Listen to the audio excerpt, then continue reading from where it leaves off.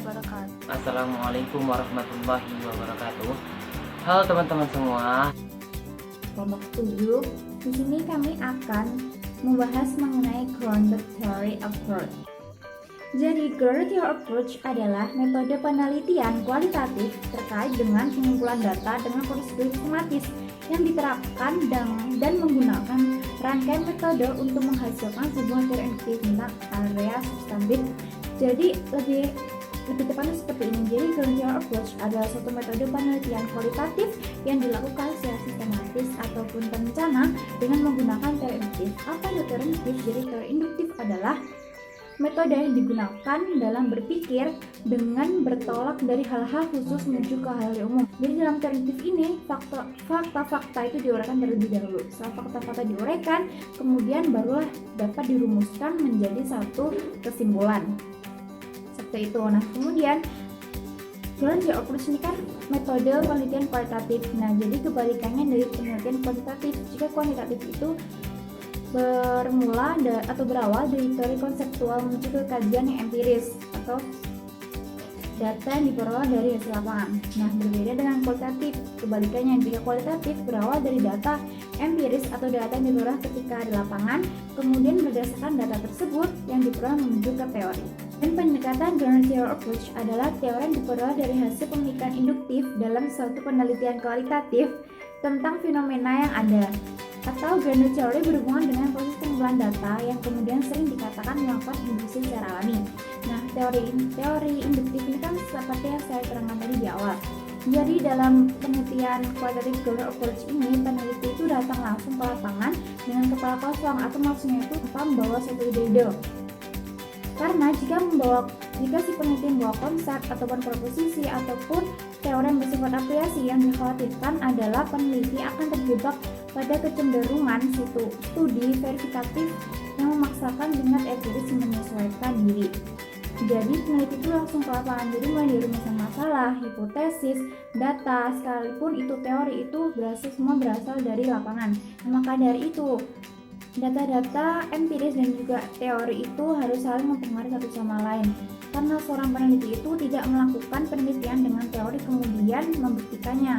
Akan tetapi, seorang peneliti itu memulainya dengan melakukan penelitian dalam suatu bidang, lalu dicari apa sih yang relevan dari bidang tersebut, kemudian baru dapat dianalisis.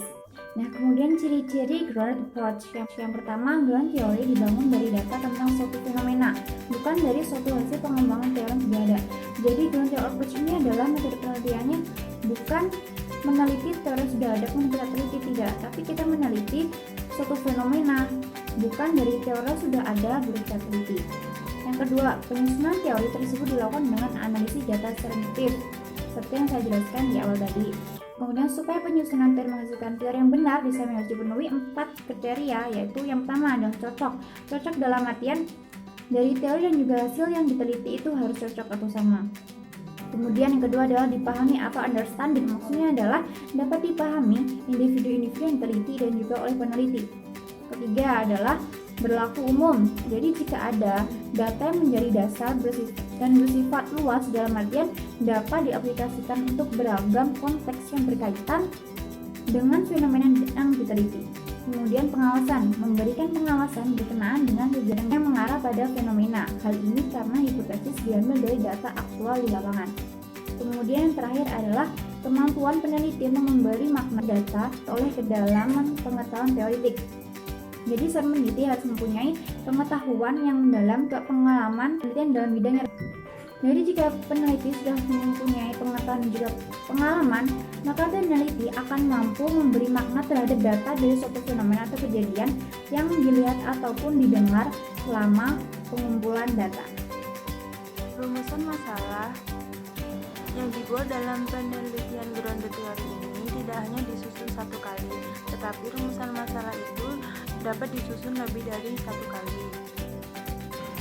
Rumusan masalah yang disusun pada awal penelitian berguna untuk menjadi panduan teliti untuk pengumpulan data, sehingga data yang disampaikan atau didapatkan oleh peneliti itu adalah data yang bersifat umum atau masih luas. Sedangkan rumusan masalah yang disusun setelah pengumpulan data itu lebih terperinci lagi. Jadi pengumpulan data, rumusan masalah yang kedua itu akan membahas lebih terperinci atau mempersempit rumusan masalah yang pertama dan difokuskan sesuai sifat yang dikumpulkan pada data di awal pengumpulan data. Adapun ciri dari perumusan masalah yang disarankan dalam grounded theory yaitu ada 3. 1, 2,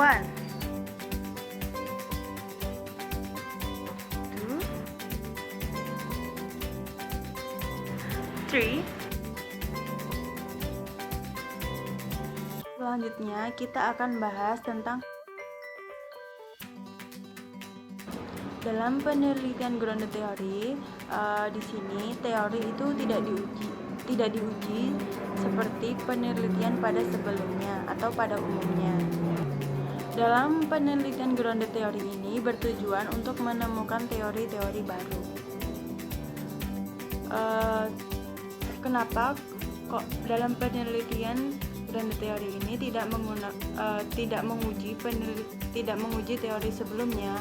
Itu agar peneliti itu dapat membuka kreativitas mereka dan menganalisis data untuk menemukan teori baru, sehingga kreativitasnya peneliti itu tidak tersumbat karena pengujian pada teori sebelumnya. Nah, dalam penelitian ini kita menggunakan teori terdahulu harus menyesuaikan penelitian yang sedang diteliti oleh peneliti. Pengumpulan teori terdahulu yang pertama yaitu peminjaman konsep dari teori terdahulu dapat dipakai oleh peneliti sekarang untuk menemukan konsep rumusan masalah berpikir dan untuk membantu menyusun bahan penelitian, sehingga peneliti yang sekarang dapat meminjam konsep dari teori terdahulu untuk membantu memperlancar konsep rumusan masalah peneliti yang sekarang. Yang kedua adalah dalam penelitian grounded theory menemukan hubungan dengan teori terdahulu yang sudah ada. Maka jika penelitian yang sudah ada tersebut, maka punya peneliti yang sekarang akan menjadi pengabsahan. Ketika teori yang ditemukan oleh peneliti sekarang berhubungan, maka teori peneliti yang sekarang itu dapat menjadi atau memperluas teori terdahulu. Yang ketiga yaitu jika peneliti menemukan kategori yang dapat dikumpulkan, maka peneliti harus mencari tahu apa kategori yang ditemukan itu sudah ada atau belum. Jika sudah ada, maka kategori yang sudah ada harus dipahami oleh peneliti untuk meluaskan teorinya. Selanjutnya, jika peneliti enggan untuk menggunakan teori yang ada sebelumnya, maka ia dapat dijadikan oleh peneliti sebagai pedoman dalam pengamatan dan wawancara dalam rangka pengumpulan data. Yang terakhir, jika teori yang ditemukan oleh peneliti sebelumnya dengan peneliti yang sekarang itu berbeda, maka peneliti sekarang itu dapat menjelaskan mengapa dan bagaimana teori tersebut memiliki perbedaan. Halo teman-teman semua, hari ini kita akan membahas tentang pengumpulan data dan penyampelan teori dari grounded theory atau bisa kita sebut sebagai GT. Nah, di sini teman-teman, pengumpulan data pada teori GT ini bisa kita menggunakan dua cara. Pertama dengan cara observasi, kedua dengan cara wawancara. Memang tampaknya tidak jauh berbeda dengan teori-teori lainnya atau metode-metode lainnya, tetapi yang dapat kita lihat secara jelas perbedaannya yaitu dengan fenomena apa yang dikajinya. Nah, di sini teman-teman, observasi dapat kita lakukan sebelum maupun saat kita melakukan terjun ke lapangan. Nah, di sini observasi ini dapat kita melihat berbagai macam fenomena yang terjadi di sekitar kita, baik suasana, keadaan, tempat, dan sebagainya. Nah, selanjutnya adalah wawancara. Wawancara bisa kita lakukan dengan meminta informan yang dapat kita percaya. Untuk di sini segala sesuatu yang didapatkan oleh peneliti di lapangan, baik itu dari majalah, televisi, dari data penglihatannya, dari wawancara dan sebagainya, yang dapat membantunya mengembangkan teori-teori baru, maka itu disebut sebagai data, teman-teman.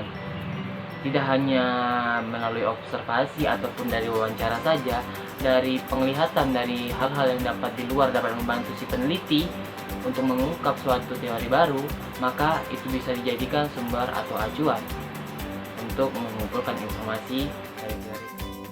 Nah, teman-teman, pada teori ini metode wawancara seringkali menjadi acuan utama dalam mengumpulkan data. Tetapi metode-metode lain tidak menutup kemungkinan dapat digunakan untuk mengumpulkan data, teman-teman. Baik itu percakapan informal, analisis teori, kegiatan kelompok yang bisa menambah data-data yang dapat digunakan untuk mengumpulkan data dari teori. Nah, sudah sampai di sini, semoga teman-teman paham semua ya. Nah, di sini penyampaian dilakukan atas keterwakilan konsep, bukan atas dari banyaknya populasi yang ada.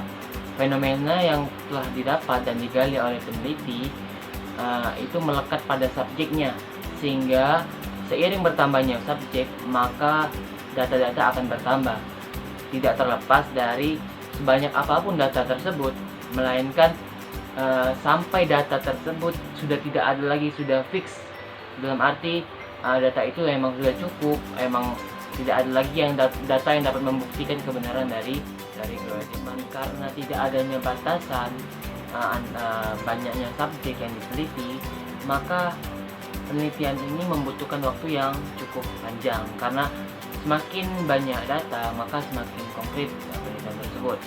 Nah, penelitian ini akan berhenti ketika data sudah dirasa cukup dan data di lapangan itu tidak ada lagi yang bisa mendukung dari data tersebut. Data akan bertambah, tidak terlepas dari sebanyak apapun data tersebut, melainkan sampai data tersebut sudah tidak ada lagi, sudah fix, dalam arti data itu emang sudah cukup, emang tidak ada lagi yang data yang dapat membuktikan kebenaran dari kewajiban. Karena tidak adanya batasan banyaknya subjek yang diteliti, maka penelitian ini membutuhkan waktu yang cukup panjang, karena semakin banyak data maka semakin konkret penelitian tersebut.